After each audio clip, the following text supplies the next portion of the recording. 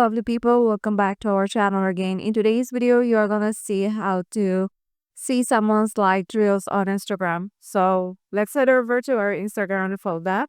Once you're there, you have to go to your reels section.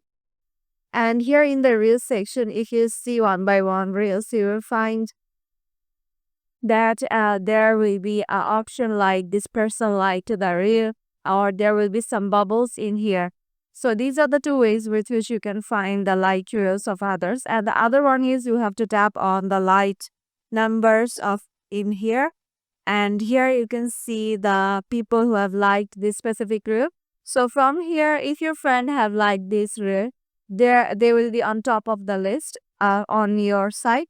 But if you want to search them, you can search a specific people or some people on your Instagram list to see if they have liked the reel or not.